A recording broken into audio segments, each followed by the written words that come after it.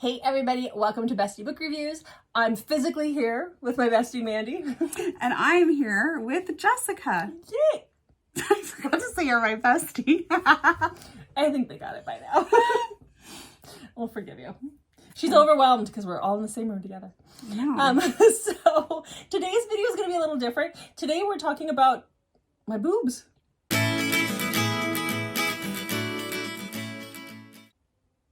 Lucky us! Yay! So actually, before we get started, maybe you should explain that really quick. I'm Why going are to. we talking about your boobs? We're coming up on my 2-year anniversary for my breast reconstruction. And so we are going to talk about some books that feature mastectomy and mastectomies. And so I do have several books to talk about it. And then we're just going to talk about my journey a little bit and why I did it, because it was a little different what I chose to do. Yes. So that's what today's video is all about. Okay, so Before we get started, hit that subscribe button. And we are working on our road to 1K giveaway. And so our next stop is 250 subscribers. Yes. And Jessica, what is our drawing going to be for when we get there? when we get to 250, we're giving away Elsie Silver's special edition of Flawless, signed by Elsie, that we are picking up later this month in Seattle when we go to Love in Seattle. So that is what we're going to be giving you guys and we'll show it off as soon as we get it, but Elsie has it right now. So we can't show it to you, but definitely make sure you hit that subscribe button so that you can be entered in to win that book. Yes. Which is so much and fun. hop on over to our Instagram and follow us there for an extra entry. Yep. Perfect. Yay. All right.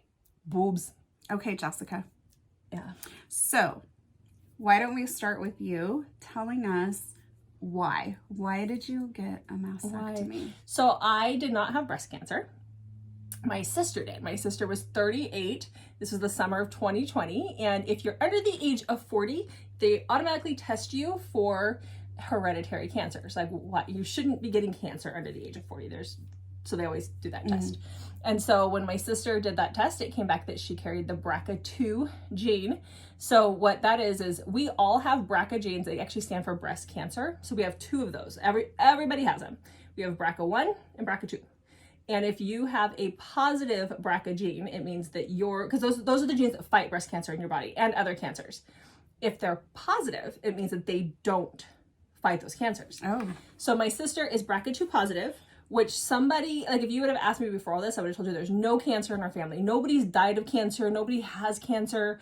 My great-grandfather got prostate cancer, which is prostate is one of the cancers that you could get if you're a male with BRCA2. He got prostate cancer when before high school. We were maybe in middle school, maybe a little younger. But he was already in his 70s, 80s at that point. So it wasn't something where we thought we'd have it. So anyhow, my sister got the diagnosis and found out that it was BRCA. And then I went and got tested as well, because you have to do a blood test. Because if you have a sibling, you have a 50-50 chance, because it doesn't skip parents. So you have a 50% chance. So if one of your siblings has it, you have a 50% chance of having it, because they got it from one of your parents, because it doesn't do that. So I thought it would be negative, because my sister and I are so different. But it wasn't. It was positive. And I remember my grandma actually saying to me, because it was right after my sister had her mastectomy, and we were leaving. We'd gone down for the weekend to take care of her. And we were leaving, and Grandma was like, don't go doing anything drastic. Because I think she was picturing Angelina Jolie. That's what Angelina Jolie has. She has the BRCA1 positive gene deformity. And so so my grandma's like, don't go doing anything drastic. Because I was waiting for my test results at that point in time. And I thought, I'm not going to do that. And then I got it. I got the diagnosis, and I was like, I'm not going to sit around and flip out every time my boob makes a twinge. Because that's how it was. It meant that I had to go, so I had 2 choices. Mastectomy, or watching and waiting, and going, like, having every 6 months I'd either have an MRI or I'd have a mammogram, like you'd swap off, and then constantly going to the doctor and having breast exams and like every time there was like seriously a twinge or an itch, you're like, oh my gosh, it's cancer. So I wasn't gonna do that. That would be very stressful. And it was because we found out in September and my mastectomy was in December, and just that amount of time was too much. I couldn't do it. I was like, no, I'm good. And then my reconstruction was in April. During COVID, this was all during COVID. This was crazy. Yeah. I was alone at the hospital all the time. Off. My husband dropped me off for my reconstruction, It was a 14-hour surgery. And he dropped me off, checked me in, and had to walk away and go home 2 hours north. If nobody experienced like medical needs during the COVID shutdown, I don't think like you just have to really picture that, because I hurt my foot and had to have surgery. And I am terrified. I'm a wuss. She's gotten way better. Oh yeah. Because I like have had 4 surgeries in a very short amount of time. Yes. Not nearly like, I mean, most people, 8. when people hear about my 4 surgeries, they're like, what? And then I'm like, well, you should be my friend Jessica. She puts me to shame. But I remember that like Jay had to drop me off. And I had to hobble in. Had to drop you off? Yes, my husband had to drop me off. I had to hobble in and check in, and there's nobody in the waiting room because like, I mean, and I just sat there and I started crying. Yes. So I was so scared. And I'm like, I don't really need to walk. Like, that's really what was going through my mind. I don't need to walk ever again. I can wait. Yeah. I don't need to do this. It'll fix itself, right? I can call Jay. He can drive back around and pick me up. That's how it was for me because scary. When they did the mastectomy, I immediately got tissue expanders because I knew that we were going to do construction right away. I had small boobs and I wanted bigger because I could select that if I wanted that. And I always had them. They didn't fit my body. And so I had tissue expanders. We had to expand the skin so that we could so they could reconstruct. And one of my tissue expanders got infected. And so I had to drive. So it's a 2.5-hour drive from our house to the hospital in Seattle. And like in the car, I barely remember the car ride. I was so sick. Jeff said I moaned the whole way down because I was just that sick. And I kept telling him, I'm dying. And he had to take me to the emergency room and just go, yeah, here you go. I was a week in the hospital. There was a point where I thought I wasn't dying. It was just, you're just that sick. And at that point I didn't care because I was that sick. And I was alone the whole time. I like, with my foot surgery, it was a day surgery in and out, and like the end result is walking again. So I can only imagine going into like the type of surgeries you went into. Yeah. Where I know you had a choice, but for you it wasn't a choice. If that makes sense. Like this is what you were doing. But still, like, even in the back of my mind, I'm like, oh, I can wait. I don't need to walk. I couldn't wait, no.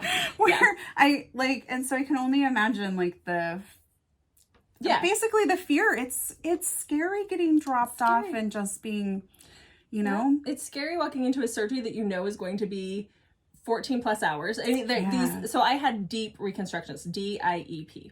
And it's where they remove the lower portion of your stomach, like your skin. They want your blood vessels. That's what they're going for, is your blood vessels and your fat. And they use that to make the boobs. So they take all this from down here and they just pop it up here. They literally did that. That's why I had eye cups when I came out, because I had a lot. That's what they're trying to do, is they're trying to move all of that up here. And so that's why it takes so long, because it's very tedious work, because you have to have a microsurgeon and they're attaching everything, right? Walking in on that, like, that is a long time to be out of anesthesia. Yeah. And then it took another 24 hours to come out of anesthesia because you're in under so long. And I was alone. I was in the ICU for 2 days alone, because you immediately go into the ICU. You've got wires, like there's these wires that come out here, that come out right here in between the boobs. And they plug them in to listen to the blood flow, because they have to make sure that the flaps don't. It's not funny. It's funny now. I'd send her videos all the time to listen to the blood flow, because they, if the flaps fail, like if one of those blood vessels doesn't connect, then they fail and they have to get you into surgery immediately to try and save that skin in that area. But it always sounded like a sonogram, or like when we listen to the baby's heartbeats. Oh, yeah. And I'm like, wait, I don't have a uterus. Okay, no, it's not a baby. It's not a baby. But I had these wires hanging out of me forever. It was just crazy. But yeah, so yeah, it was a choice. It was a choice for me. I chose to have the mastectomy, but I chose to have the mastectomy before cancer forced me to have the mastectomy. My chances of having cancer were upwards of 85% within my lifetime if I did not do this. And now they're down to 3%. And the stress, though, like, I mean, always wondering and worrying. Yeah, that would. Yeah, it was crazy. I think this was the best choice for you. I think so. Besides, I got a great new body out of it. I don't have nipples, but that's okay. Yeah, I enjoyed. The highlight for me the past 2 years have been the rather pornographic pictures I would get texted of Jessica during this process. I thought I'd be like, enjoyed, whoa. all the time, pictures, body pictures all the time. I thought you would have enjoyed the phone calls right out of surgery every time. Because those are fun. I don't remember any of them. Those were a highlight as well. Yeah, those were good. Yeah. The only downside to all of this is that now my kids will have to be tested when they're older because they have a 50% chance of having it. Isn't it amazing, though, what technology we have, medical advances? Yeah, it's huge. I mean, even, like, when we were kids, most of this stuff was not heard We didn't even know about this stuff, right? No. It wasn't a big deal. And, up until a handful of years ago, your options were mastectomy, stay flat, mastectomy, breast implants, but then you've got breast implant sickness, you've got breast implant, the breast implants are cold. They can rupture. There's all these crazy things. Not that there isn't things that could happen with this, but what I have is my own body tissue is here. So my body is less likely to reject it. They feel real. When I run, they move, they wiggle a lot. Because it's my own fat.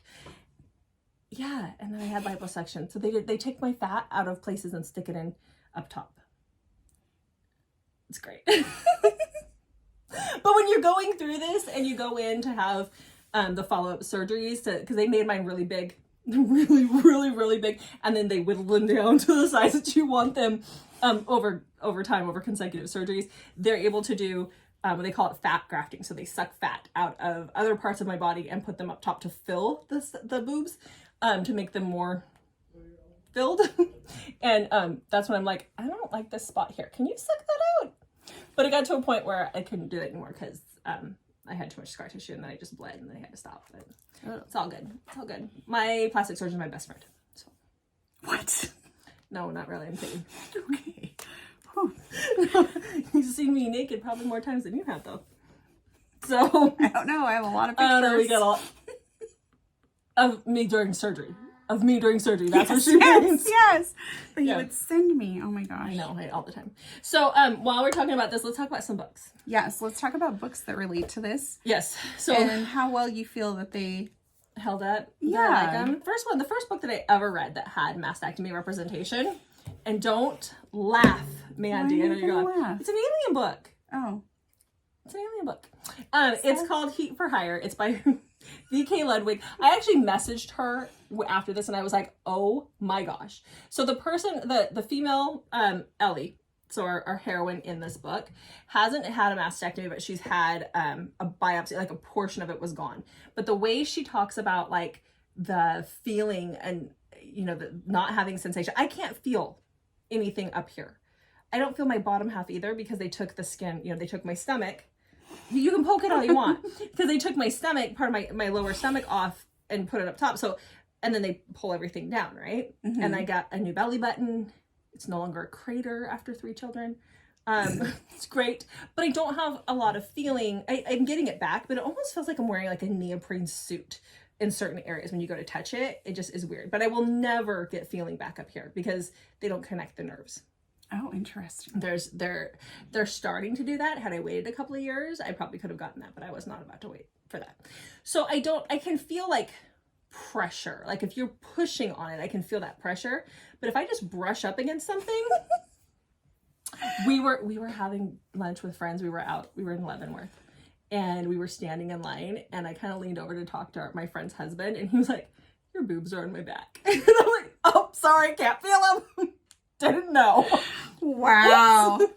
Do you think that would hold up in court? So this is a really good book. I love it for the representation, but they talk about how she doesn't have that sensation, how she can't feel and she doesn't like being touched. This one, it has, for all my girls out there who like alien and like weird peen situations. Right here. The story itself is great. Oh yeah, we'll talk about that too. Yeah, go to her website, go to her Facebook page and look it up. But yeah, I loved this book for the representation because it was very spot on accurate. And Ellie in this book is waiting to get her reconstruction, but she can't afford it. And that's a huge thing. I ran into that with a lot of women who have been in my shoes. We are lucky that in the state of Washington, if you have a mastectomy, your insurance has to cover your reconstruction, period. And so I do have like my max out of pocket I have to meet every year. But once it's covered at 100%. Oh, that's nice. So, Yeah, and some states do that, some states don't. So every state needs to do it. I would agree. No matter what. Yeah. Because it's like, if you lose an arm, they pay for your prosthetic. So this is the same thing. So then the next book that I read when I was trying to figure these out, is When the Duke Was Wicked by Lorraine Heath. Isn't this cute? I just love that. Was he really wicked? Yes, he was. He was naughty. So our Duke, he lost his wife and kid, and then he went crazy for 2 years, like gambling and sleeping around, the whole name. So this is actually about Lady Grace. She's an heiress, and she has had a mastectomy. She just has one gone, not both. But she's very wealthy, and she is looking for her husband, as you do in this time in London. You have to go find your husband, and you have a dowry. But she wants to make sure that the guys that are courting her are not courting her just for her dowry. And so she has Duke Levington help her. They've been friends her whole life. She's always had a crush on him. She's always had a thing for him. But he lost his wife and child, and he's kind of gone a little crazy, got a little, having a little fun out there. And so this is their story. So her thing is, she's like, I want someone to love me for me and not for, like, I don't want them to love me for my money, but I've also got this thing, which she would call it a deformity. I don't know if she called it a deformity, but she called it it was a hindrance. It was a burden. It was made her not whole, which I don't like that wording at all. No matter what you choose to do up here, it doesn't take away from what you are. You're whole no matter what. So you're not damaged. You're not damaged. No, those are your battle scars. 100%. So there's that one. And then I read Imperfect by April Wilson. So this is about Jamie, who is a Navy SEAL, or he was a Navy SEAL, and he lost his sight. He was in an explosion and he lost his eyes. So he's got prosthetic eyes. And then you have Molly, who is our heroine, and she got breast cancer and chose to have a mastectomy and stay flat. Now here's the deal. Her best friend is a tattoo artist in this book. Not once did she offer to tattoo her. Not once did they talk about doing tattoos. Oh, interesting. What? Because you want to do that. We have an appointment in January of 2024, and I'll be coming down here to where you live, because that's where the artist is. But there's an artist here in the state that takes people from all over the country, and he does mastectomy tattoos for free. And he's an amazing artist. And so anywhere that you have the tattoo, you won't have feeling, or do you have somewhere the tattoo will not on the actual boob. No, this should be fun. And if he does like my sternum, like if he does it in between, or if he does underneath, I'll be able to feel it. I do want tattoos to go back this way. I have feeling here because I have a scar that goes all the way back to here, and so I want that tattoo. So I'll be able to feel that, not as much as I would on some other body part that hasn't been cut on though. So we'll see. So we'll get to do that. We'll take video when we do that, because that'll be a little ways off, and we'll have it on our channel. But we'll be together for that. So you can read to me while I lay there and try not to move.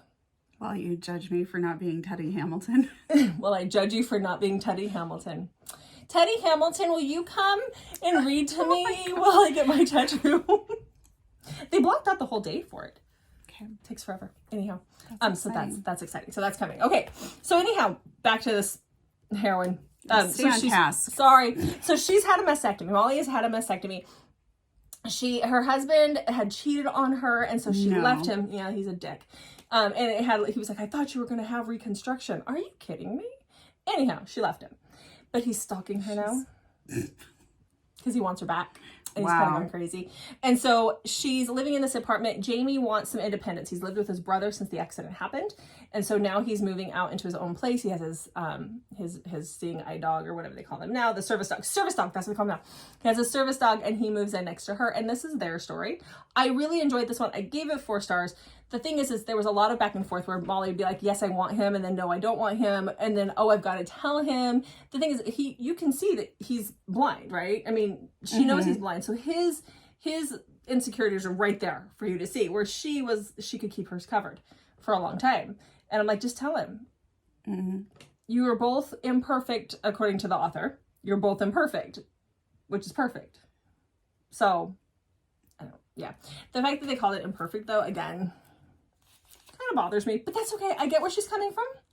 I think so too, and her experience is obviously very different. You were married in a very loving, supporting, healthy relationship. So I could imagine, like, and you're going through that and your husband makes you feel like crap about it, even though obviously that's on him. Right. But it would still, I think, impact you, and then that would make it more difficult. Yep.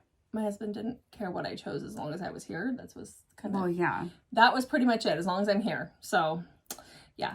And then the last one that I've read is, no, it's not the last, it's second to last.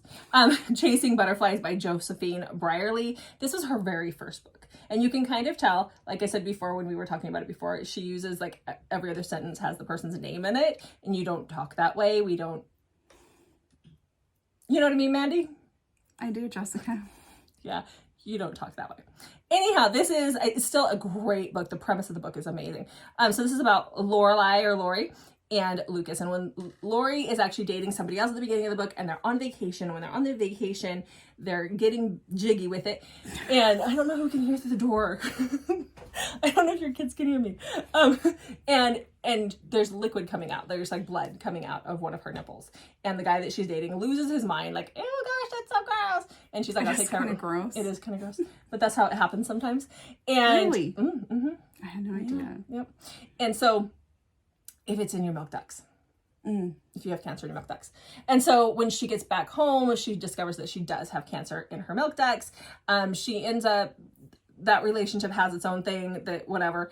But she ends up choosing to have a mastectomy. Even though she's like at stage 0 for cancer, it's still cancer. And so she chooses to have a double mastectomy and the reconstruction. They even go over like the nipple reconstruction, which some people have. I don't, just touch me. We're good. I don't want nipple reconstruction. They're just there. And they're never soft. It's like having headlights on all the time. So this one was really emotional for me to read. But because of them talking about everything she's going through, and even like some of her bad days, you know, the hard days and stuff. But this one, so then her boss steps in. Excuse me. And starts helping her take care of her. And he's kind of back and forth, but this, like in her life and out of her life, but he's a really cool guy. And it's just really neat to see her story progress from being somebody who's being walked all over by this douche canoe to somebody who's being strong. So you see her progress and build confidence in herself and decide what she wants within her life. And I really enjoyed that one quite a lot. Getting Real by Emma Chase. So you've read the first 2 in this series. The third one is, I don't remember the full story. Yeah, there's the third one in that series. I know, I thought I read all of them. In her Getting Some series. All I remember about it is they mention BRCA. They actually talk about the BRCA gene in this one. They're out at dinner one night and our heroine mentions something about losing someone in her family. And he asks her about that. And he's very, like, he knows about it, the hero does. And he quizzes her on that. And so that is like the very only book I've ever read anything about the BRCA gene in. So I made sure to mention it in my Goodreads because that was a good one.